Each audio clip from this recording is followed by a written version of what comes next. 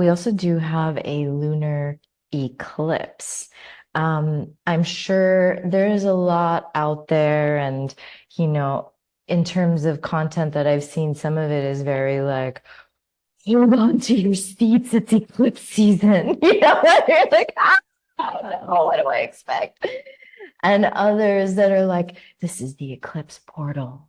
And this is when all the magic happens and you connect to extraterrestrials and all kinds of stuff. So um, I'm just going to explain from a Vedic perspective, from the perspective of understanding that these are giant energy balls in the sky, the planetary bodies, and we are mini energy balls here on a bigger energy ball that are affected by these energetic movements, right? So if I was to put this in the most simplest terms, imagine that in astrology, pretty much this holds true across all cultures all over the globe, that the moon in astrology is really representative of the patterns and the movements of the emotional body.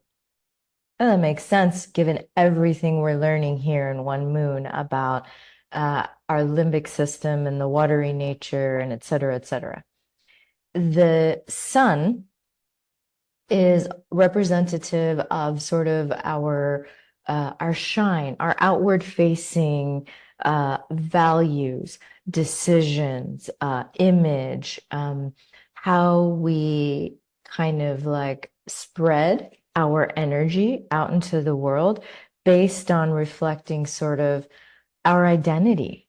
Who am I and how do I present myself, and put that energy out into the world, right? So for me, it's always kind of felt a little bit more representative of the mental body, because if you can imagine, it's the mind that really makes all of those choices, right? And holds what we'd like to, I don't know, present ourselves as, like, these are my values and my perspectives and da da da, right?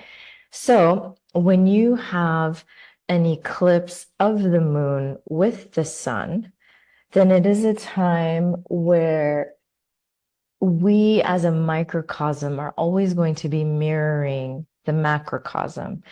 So if the sun is coming in front of the moon, then you can understand it's a time to really have your mind and your decisions and your perspectives and your values protect your emotional body.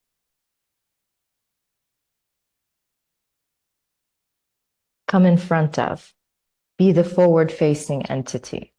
Does that make sense? And when it's the other way around and the moon is eclipsing the sun, then that's a different time. And that's a time to be very much leading with what you're feeling.